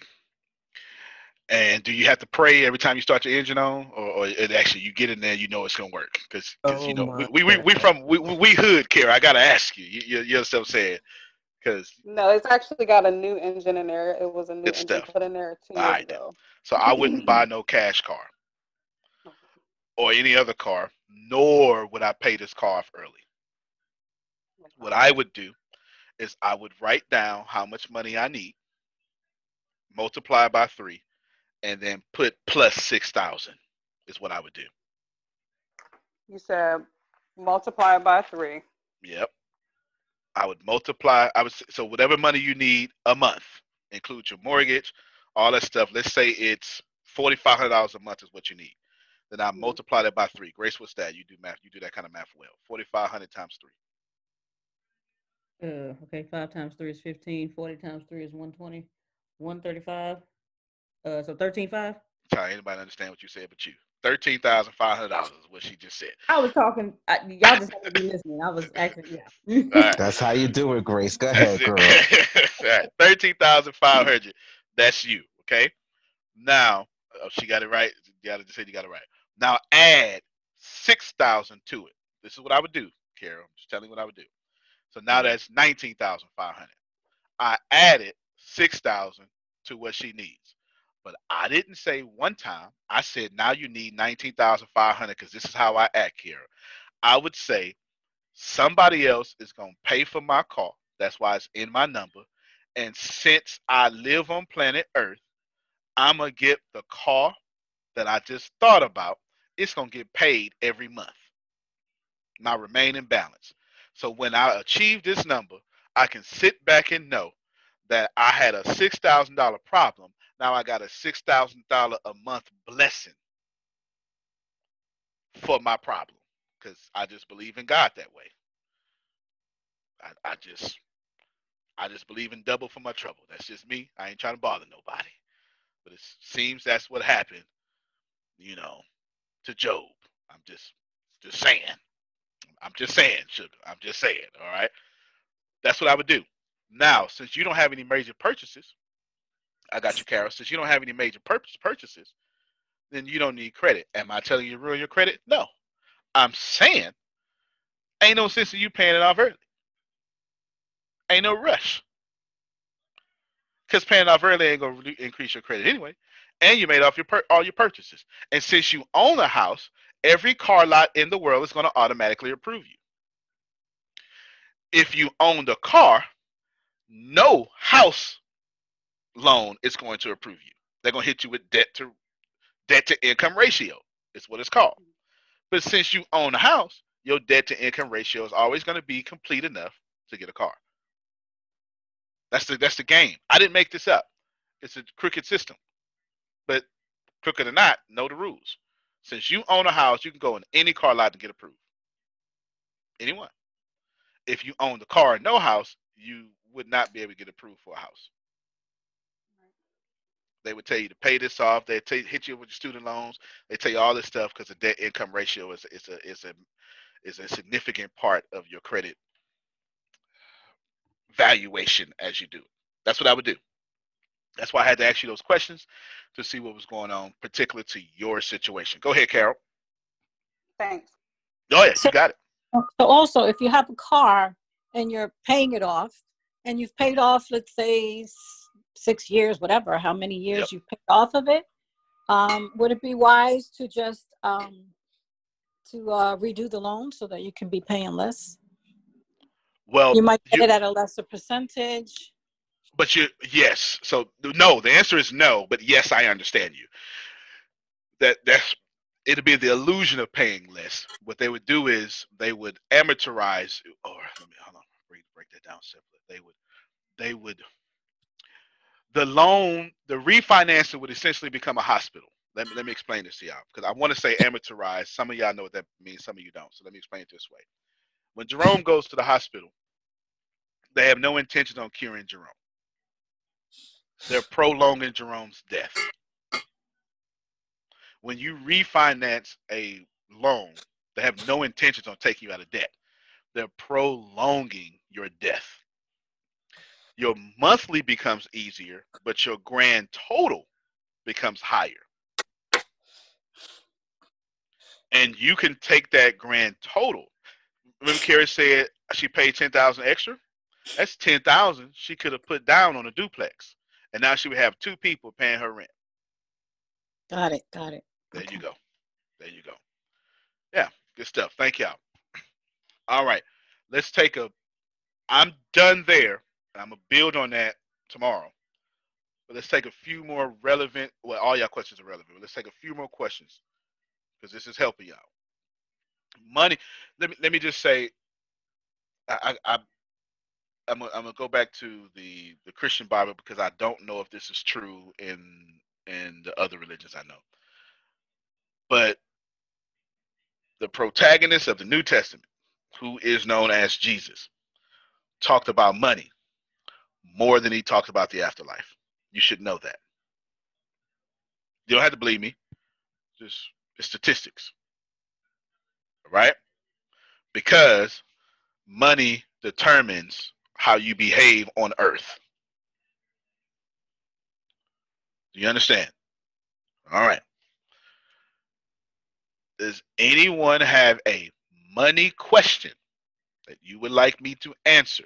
Just know I'm going to respond like a minimalist, crazy millionaire. And it's probably going to be an extreme response because my goal is to actually win, not to have the illusion of winning.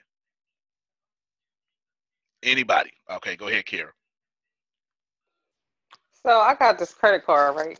Yep. Talk to me. You in my I lane got right the now. I got the money to pay it off, but because I just went like full blown on my own into business as an independent contractor, I've been trying to make sure I have a little bit of cushion while I'm learning what I'm doing and going through this process. Smart. So I've been paying it all the time. I don't never miss my payments, but it's up there now. It's like $2,700 on there. And I'm like, do I just pay it off and bite the bullet from my savings, or do I keep paying it down? Because I don't need to use it. If I pay it off, I don't plan on touching that thing. But I really had to use it when I really didn't have it. And that's why I got high like that. So it wasn't off of something, random. No doubt. This is a most excellent question. I have to ask you a few questions. What is don't mean to get in your business, but what is the limit on that card? How much space do you have left? And before you answer, we don't give a damn about your credit score. You've made all your purchases. Okay? I don't care if you maxed out. That's their problem. That ain't yours. Because you made your major purchases. But what's the limit? It's 3,000. All right, good then. So she is maxed out pretty much because you're supposed to stay about 25%. So her credit score would have dropped from an 800 to a 760 because of the amount that's on her card. No one cares. No one cares. Do you understand? No one cares. Or you shouldn't care because you made all your major purchases.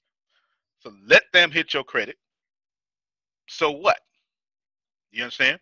What you do is I want you to come up with a $2,700 coaching package of therapy.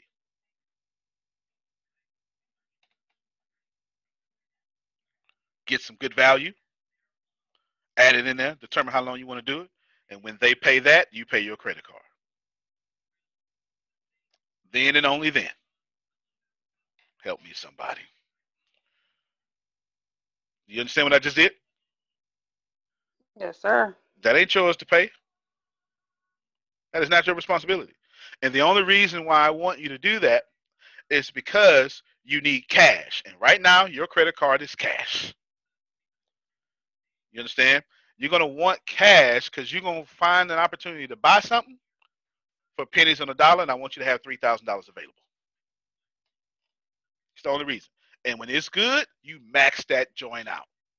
If you find a $3,000 investment that you can flip For $12,000, you super max that joint out. Because it's only going to hurt you for 30 days. You're going to get your 12,000. You're going to pay it back off and your score going to go back up. Listen, y'all. You can either care about your credit, thus staying in the middle class, or you can leverage your credit. How many millionaires and billionaires do y'all hear talking about credit? It ain't that many. You don't care about that stuff. Y'all do. I don't care about that. I don't care about credit. I got a guy monitoring my credit. I don't care nothing about credit. And I make his life hell. He knows that I am liable to do something real stupid with my credit.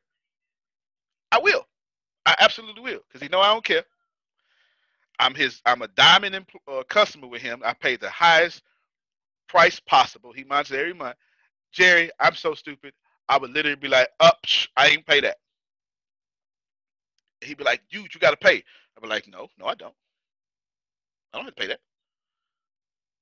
He's like, no, yeah, you do. I said, no, I don't have to pay that. I'll pay him when I feel like it. Yeah, I'm going to still pay Steve because of integrity. But I'm going to take care of my people before I pay a corporation. Shit. You're crazy as hell. I'm not going to do that. I'm not going to do that. I'm not about to put a corporation over people. They not paying taxes anyway. Get out of here with that. They can write me off. Go ahead and hit my stuff for 30 days. I ain't going to do nothing but write a item verify request to get it off there anyway. Right? When I finally pay it, Jerry, I'm going to say, listen, I'm going to pay it, but you need to take this off my credit. I do it all the time. Get out of here. Anyway. Chris, I believe you got your hand up. Y'all better learn to play the game.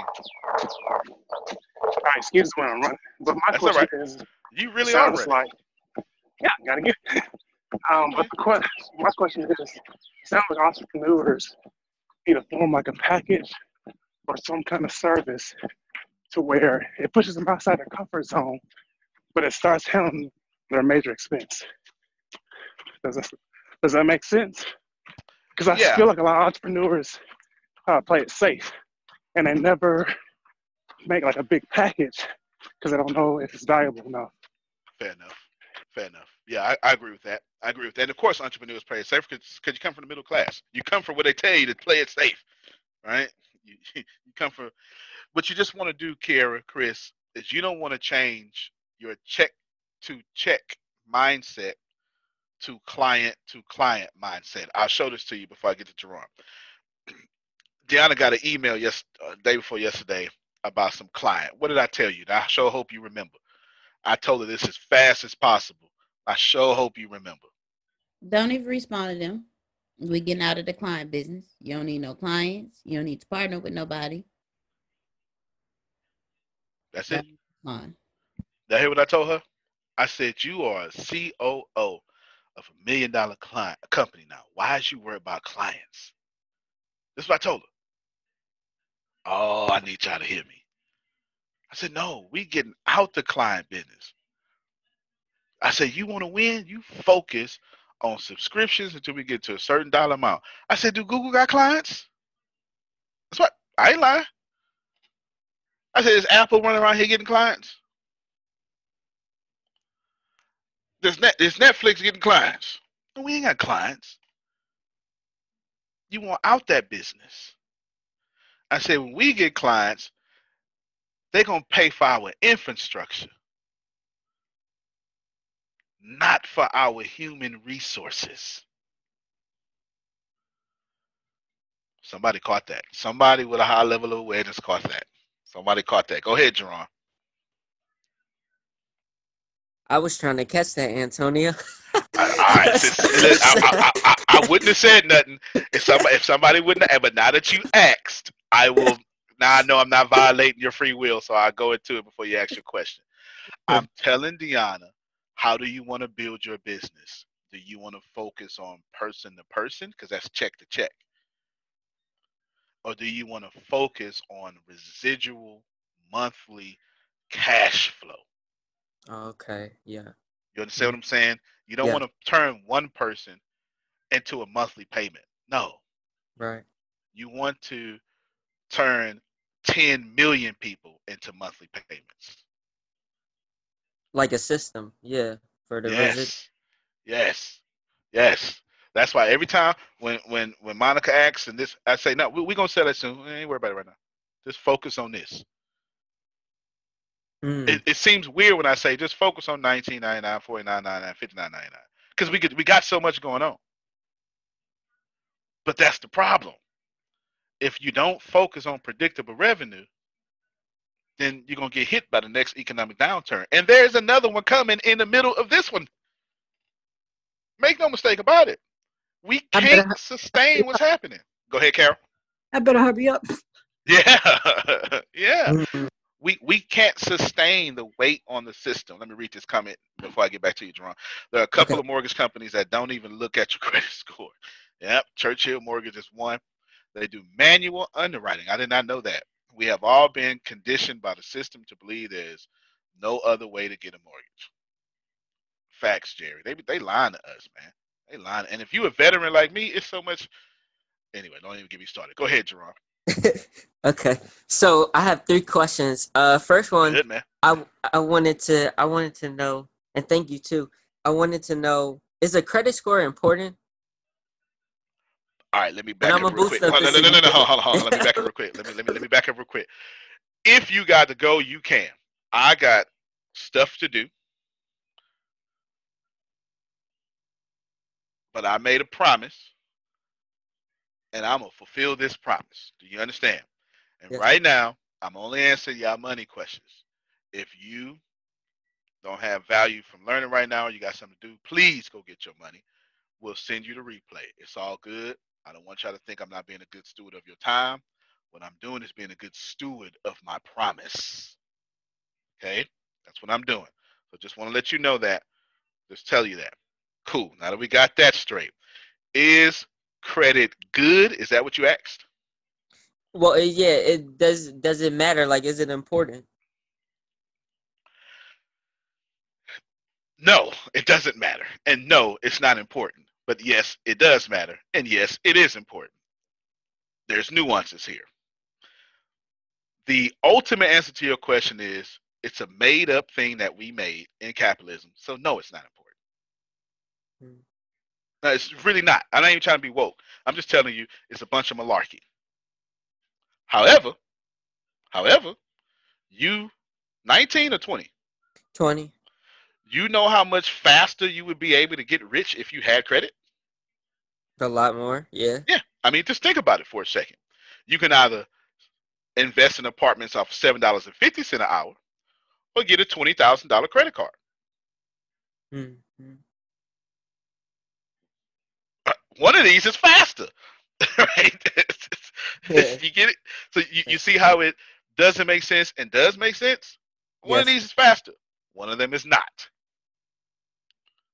Think about it. This is what I would do if I was 20 and I had the ability to co-sign with my dad or something, get a $20,000 credit card. Say, Dad, check this out. I'm gonna mess up your credit for 90 days. What you doing? What you mean, son? Oh yeah, don't worry about it. I'm gonna mess up your credit for 90 days, but if you give me 90 days, I'm gonna make sure that the credit score jump up and I'm put some cash in your pocket too. What you talking about? I got a mentor, right? The millionaire. He's gonna teach me how to fix and flip a house in 90 days. Yeah. How? There's something called hypermarkets and super hypermarkets. A super hypermarket, Dad, is a market in which houses are moving 30 days or less in the market.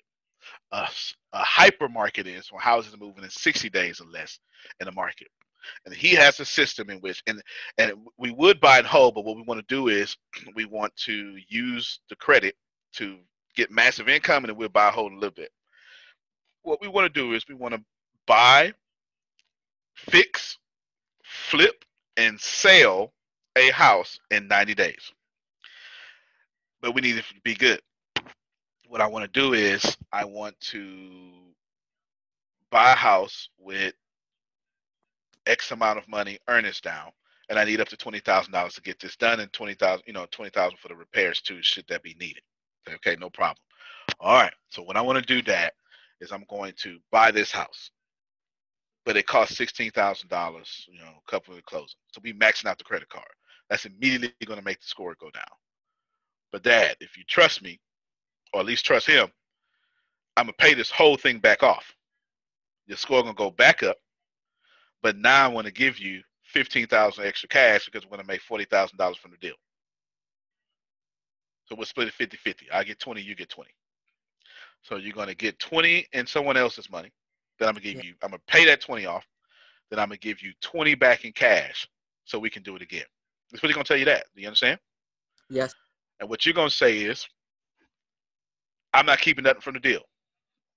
What you're doing, Dad, is you're letting me get $20,000 in credit to get this first house. I'm going to take my $20,000 profit and pay off the credit card, and then give you the other 50% of that credit, that cash, and give you $20,000 cash. Let me use your credit. I'm going to give you 100% return on investment. We'll make $40,000 from the deal. Do you understand what I just said so far? Yes. So in exchange of the investment and making profit from it, you're gonna give him a percentage, but you're doing it in exchange for you co-signing for his credit. Because all you want is the $20,000 credit card that you can use on the second deal. So you're sacrificing the first deal. Yes. Now, when you give your dad $20,000 cash on something he didn't do, I can assure you, his trust level for you is gonna go up. Do you understand? Yeah. All right. All right. So while credit is stupid, using credit this way, that makes you a genius. Yes. Credit, y'all, is just a made-up tool that you can leverage like anything else. Mm-hmm. You understand what I'm saying? Yes. Now you got $20,000. Now the second deal you do, you can do it for yourself. You keep all the money.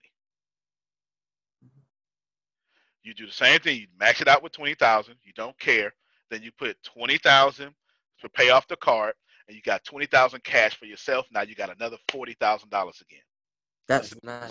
Yeah. Yeah. You got 20 in credit, 20 in cash. This is what you're gonna do. Then you're gonna go and get another house. This time you got $40,000. This time you're gonna flip it again. But you're gonna take that $40,000. You're gonna max out that 20. You're gonna get $60,000 from the deal, and you're gonna get $20,000 in credit, and you're gonna get $40,000 in cash. Now you got $60,000, and you're gonna repeat this process until you get to $250,000. Do you understand? It's gonna say 20 on a card, and then this much in cash. And once you get to $250,000, you're gonna take that $250,000. You go buy an apartment complex, and you're never gonna have to work again because 300 renters or maybe 13 renters are going to pay their most important expense, which is their rent, for your life. And by that time, you're going to be 22 years old. You're going to be featured on podcasts about how you did it. Because at that time, on paper, without a doubt, you will most certainly be a millionaire, which I don't care about paper, but you would have cash flow enough that would net you. Grace, get your calculator out. If you buy if you put $250,000 down on an apartment complex, that's $1 million apartment complex. It better be. If you listening to ATS, it better be. Right? You do not kill your soldiers, so you do not go buy a $25,000 apartment complex. You go buy 25% of that. Grace, I want you to take $1 million, and I need a 6% return every year on $1 million. After all your expenses, you're going to walk away with $60,000 a year. Grace, divide that by 12 for me. This one apartment complex is going to net you $5,000 a month. Can you work with that? Yes. You understand what I'm saying? Now, you're going to want to be rich, but Antonio going to tell you you need to save 40% of that. Grace, can you give me 40% of that, please? Now, you're going to take another $2,000, and that's going to be reinvested, and you're going to take that $2,000 with the money you already got. Do you understand what I'm saying? Yeah. Ladies and gentlemen. Wow. They don't teach you that. Wow. Did y'all hear what Yeah. I just taught this man? Wow. Ah, Wow. you do They know it's people on this phone call 60 plus that didn't even know that. It has nothing to do with them. It's been shielded from them. that basically asked my third question, I think, too. Okay, Like, give me the I was second and about the to third one just in case. Yeah. So the third question, I'm gonna just get to that. It was, what's one of your secrets to like wealth? There's only two secrets to wealth. All right? There's only All two right. secrets to wealth. You can't have wealth if you don't already have wealth. You just can't get it. Stop letting them tell y'all could be wealthy. They're lying. You cannot be wealthy. The American dream is a lie. But don't listen to me. Listen to the baby boomers. They'll tell you. Y'all know. Is there a baby boomer on the call in any country that can confess that whole work hard till you 65 is a lie? Right? You see their hands. So don't listen to me. Listen to them. Okay, I mean, they're the smart people. Jerron, you know, the whole work thing, you're taught work hard, learn a lot, get ahead, be the number one. And all the time you're doing all of that work for somebody else. That's it. That's it, Carol. That's how they get And you. then they say, Yeah. oh, I got somebody that just graduated from college and I can teach them to do the things the way I want. But they got all the knowledge and everything from you already. So now they could just say, well, this is not a good fit anymore. We're going in a different direction and you are out of work. I made a lot of money and for I was a lot of people. fast. So do your own business. You're on the right track. That's it. Which leads us to the second secret of wealth. There's only two secrets of wealth. The first one I said is you can't have wealth without wealth. Mm-hmm. Y'all need to receive that. Please. They're lying to you. You can't have wealth without wealth. What Steve is doing is he's taking wealth and about to put it in funnels to create wealth. But how do you create wealth? The secret secret, Jerron, is labor. If you don't have a labor force, actually, let me tell all y'all something. But my first thing I was going to say, if you don't have a labor force, then you'll never be wealthy because you can't generate wealth without labor. It's why it's. Do you? Antonio. You saved me from saying something way too woke. I was going to say something so woke. You're going to say it right after.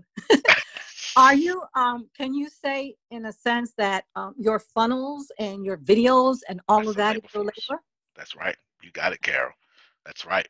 Steve and Jerry about to make sales funnel work for them like child labor, like slavery, pennies on the dollar. No, it's every world power immorally became a world power. Wow. Everyone. This is. Let me be woke with y'all real quick. You know why we hate communism? We don't hate communism because it's messing with people. No, we hate communism because it's the fastest way to overtake capitalism. Stop letting them lie to y'all. Communism is a threat to capitalism because I got to split my money with Steve. Not if I was a communist. You do know if I had a communistic system, I'd already be 100 billionaire. Already. Now think about that for a second. Now, also, every single nation on planet Earth that has been colonized by what we call the European descendants that inhabit America. I'm being as specific and also general and kind as possible. Have received government sanctioned, law approved reparations. Not black people. You know why? Forget the whole argument. It's because black people are still the labor force. And if you give us reparations, you lose your labor force. And if you lose your labor force, you lose your wealth. Stop letting them lie to y'all. They're lying to you. Okay? I'm not trying to be divisive. I'm just telling you what is money. What is money is, if I want to be wealthy, I need a labor force. As a matter of fact, let me just tell all of you right now, some of your mentors don't have a labor force. Stop following them. They're living off their name. And that's not sustainable. They will be exposed. Some of your favorite people don't have a labor force. Some of the folk that tried to turn y'all against me ain't got no labor force. Do you understand? And if you don't have a labor force, what can you possibly teach me? Now, those people who have a labor force and treat that labor force well, those are your billionaires. So if you say treat the labor force well, and you're talking about funnels and things like that at this point, what do you mean by that? So if you're talking about funnels, you treat your labor force well by investing the profits back into those funnels. Instead of trying to eat those profits, you put it back in the funnel so those funnels can have more reach to more people. If you're talking about humans, then you make sure Grace knows that you better take care of Jerry or I'm going to bust your blankety blank. This is a real conversation that has happened in the ATS office.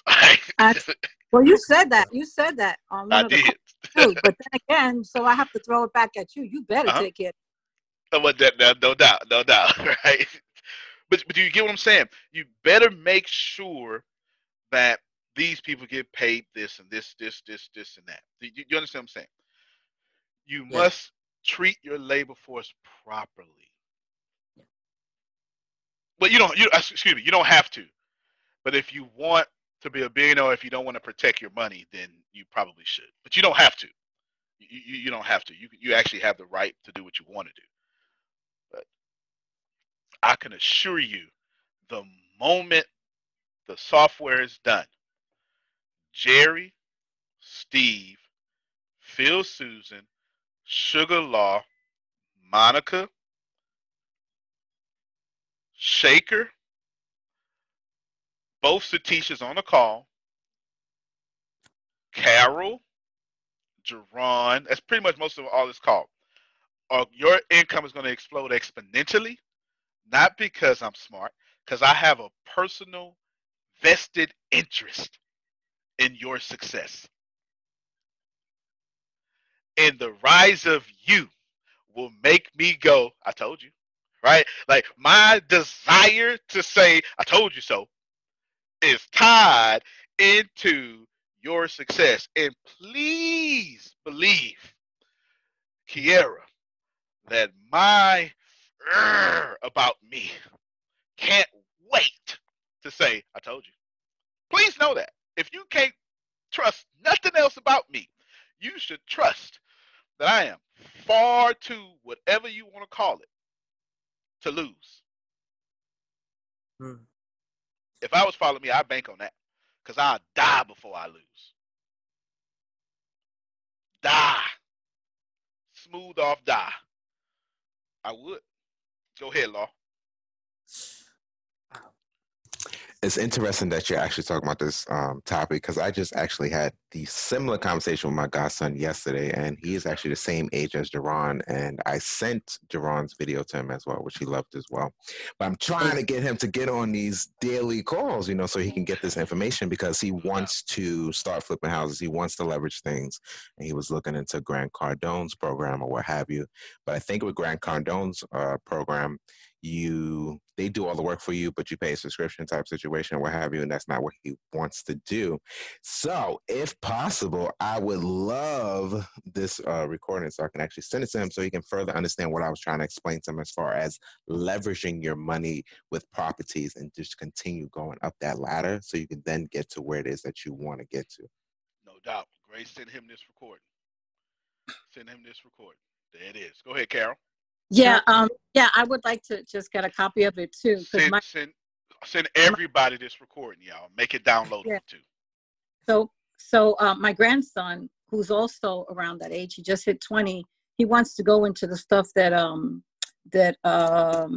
Tempest is interested in, because he's an IT kid, and the whole thing with the school and all fell through for him right now because of the COVID.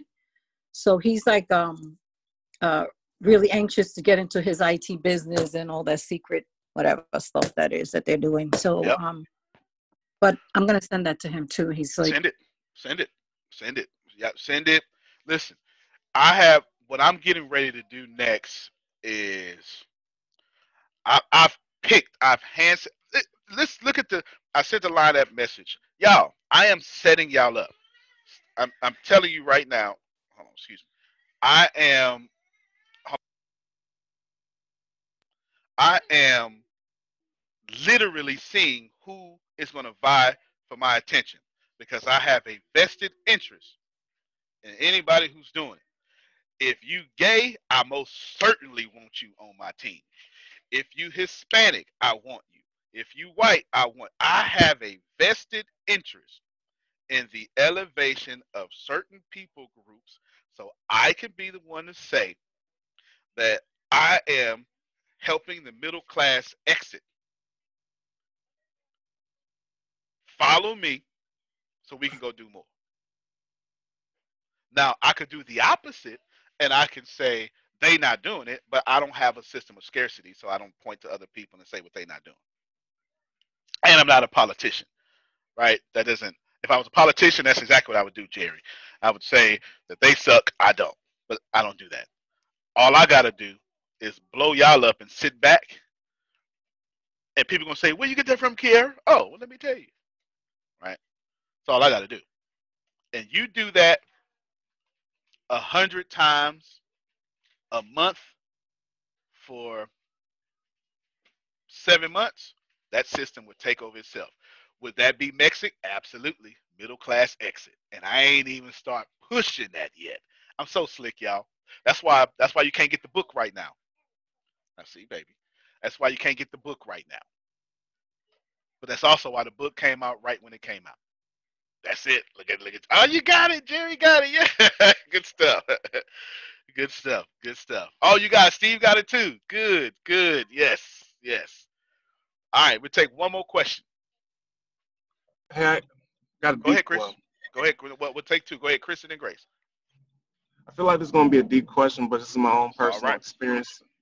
So I know the importance of labor force and all that, but it seems like what I keep running into is, let's say, as I keep looking for different people to like kind of get the labor force you're talking about, this is me be transparent. I feel like when I ask that question or try to put them in that position and get my business running, they look at me as if I'm trying to do the same thing as these other companies, which is, but they look at me like, I won't probably get the stones thrown at me for this, like a master, if that makes sense.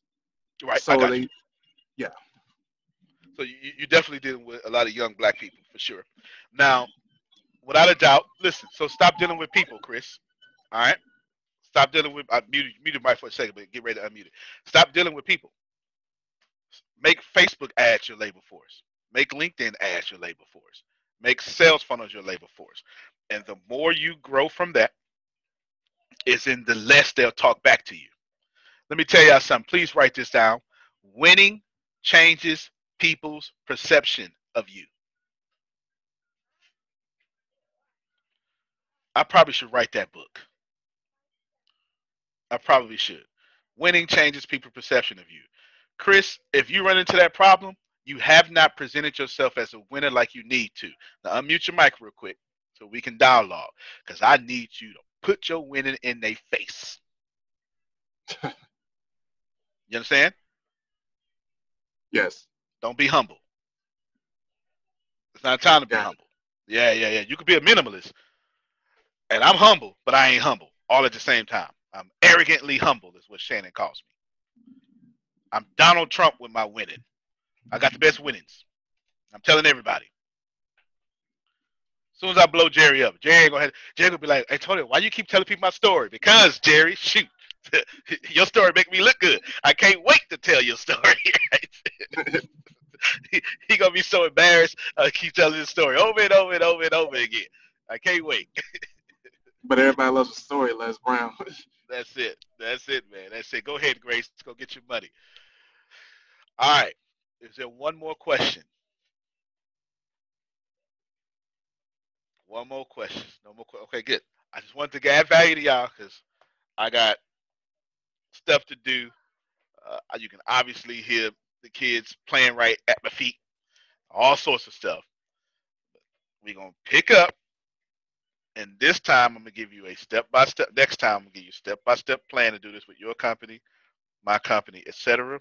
And then bring all your questions and stuff.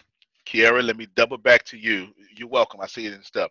Let me double back to you because I said something that was real slick like. Whenever you have a bill, you need to create a package. Help me, somebody. That was a powerful lesson. Very helpful. Thank you. Yes, ma'am. Yes, ma'am. Carol said very helpful. Whenever you have a bill, create you a package. One person pay for that bill. Everybody else, it's just 100% income. Antonio T. Smith Jr., you can plan better. You can dominate. All right, everybody. Thank you for spending this time with me. Appreciate you. Let's go dominate. I'm not sure if you already know this, but you're already absolutely perfect. You're already absolutely great, and you're already living in massive abundance. The most important things that you have is not what you have, it's not what you do, it's what you know. Because the people who do know what you need to know to lead the middle class, they're in the top 1%, and they control 96% of the world's income. 97% of this world is trading time for money, and that is not the way to become rich, it's not the way to become wealthy, and it is absolutely not the way to leave the middle class. There are 7.8 billion people in the world right now, and they all want to learn how to make money and how to leave the middle class. But the way to become a master at anything is to learn all the rules and then bend them to your favor. Right now in this world, there are 2,057 billionaires. Right now. So if you think becoming a billionaire is impossible, that's 2,057 people that have already proved that impossibility incorrect. And if you think that's crazy, there are 46.8 million millionaires in the world, worldwide right now. Now think about that. 46.8 million millionaires, and that number grows 1,730 millionaires every single day. Money is everywhere. You don't need to max out your credit cards. You don't need to borrow from granddad and grandma. Just look behind me. Look at all the wealth sitting behind me in this junkyard. It's insane how much money is everywhere, and you don't need to go out there and beg, borrow, and steal to get it. You just need to know the rules of making money and how to leave the middle class. Essentially, all you need to know is the algorithm of making money, the rules of making money. All you need to know is what to do and how to do it, and you can leave the middle class. Any industry, yoga, golf, underwater basket weaving, clipping fingernails, it doesn't matter. All you have to do is know how to do it, how to get it done, and then find somebody to teach you how to do it, how to get it done, and you will be able to leave the middle class.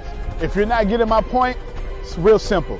Whatever you have up here, as long as you understand the rules of leaving the middle class, as long as you understand how to get money, you can take what's up here and get wealthy from what you already have. Right now, the very thing you know up here is already being searched 1,000 times a second on Google. Someone right now, actually 1,730 people right now are going to become a millionaire from the stuff that you have in your head. Why can't this be you?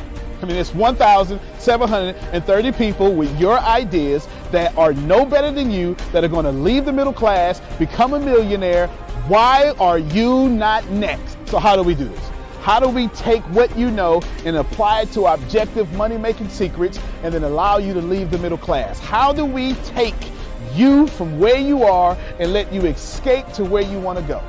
So how do we make all this money or take all this knowledge from the Warren Buffetts, from the Elon Musk, How do we take everything that everyone before you has done, and how do we take all of that and then put it in your head so you can leave a legacy for your family? My name is Antonio T. Smith Jr. 32 years ago, I lived in a trash can. That's right, from 6 to 14, I had no running water, no electricity, no anything, and somehow I'm in the top 1% today.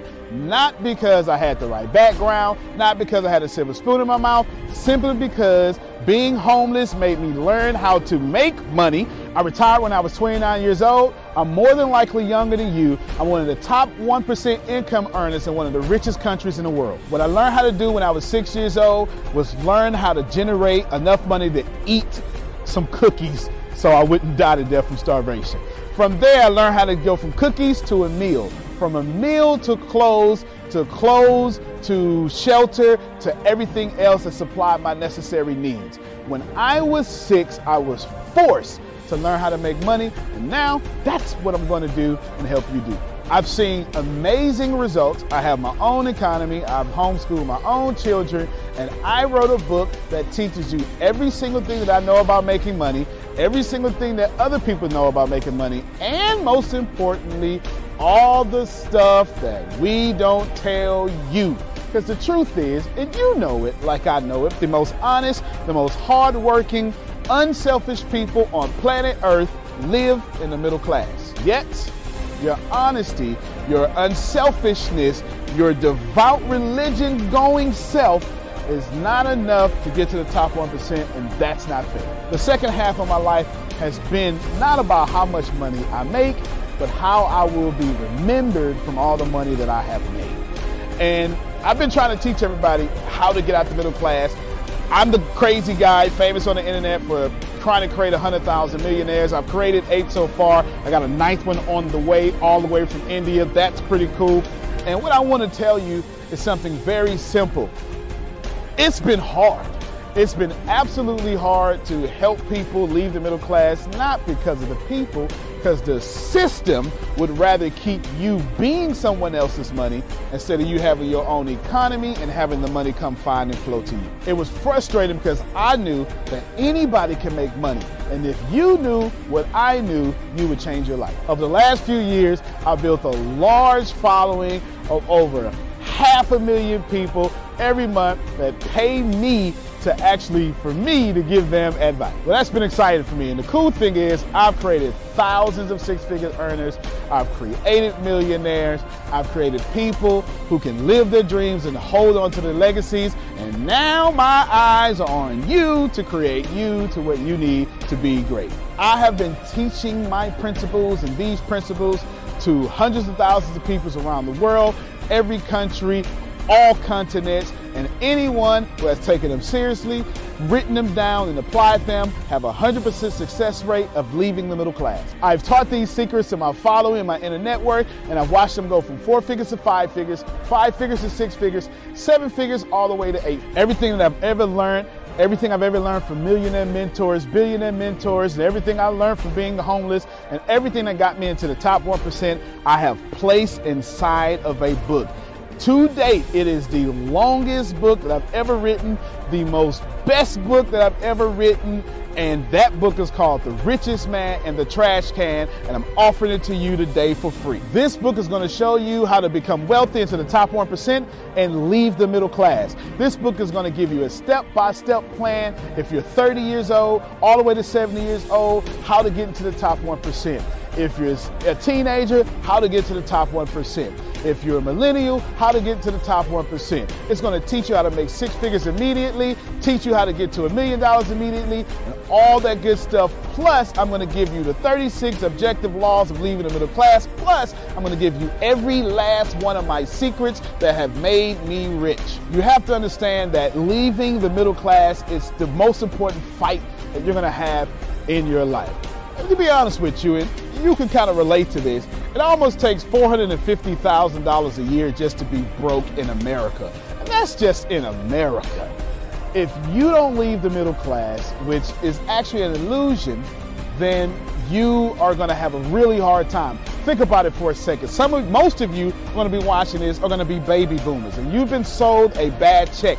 They lied to you. Your retirement was not enough for you to live comfortable, and I'm going to give you this book for free so you can figure out how to triple your retirement and then quadruple your retirement, and then, as Grant Cardone would say, 10x your retirement so you can live the life that's worthy of you. I want you to remember that leaving the middle class is the most important battle that you could ever face in your entire life, especially for your family. So consider this video, this book, your friendly tap on the shoulder. I want to send you a free copy of this book because I believe that abundance is your birthright. I believe that abundance is freedom. And I believe that this book is right for you. In fact, I believe in that so much that I will send you the book for free. All you have to do is cover the cost of shipping. I'll eat the cost. I'll take the loss. And all you have to do is get the book and dominate your reality right now and apply the principles so you can be the best person for your life that is yours. Fill out the form sitting right there to the right. Go ahead, dominate your reality. I can't wait to send you my book. I can't wait to meet you. I can't wait to have you as someone that's been on the journey with me. Antonio T. Smith Jr., you can plan better. You can dominate.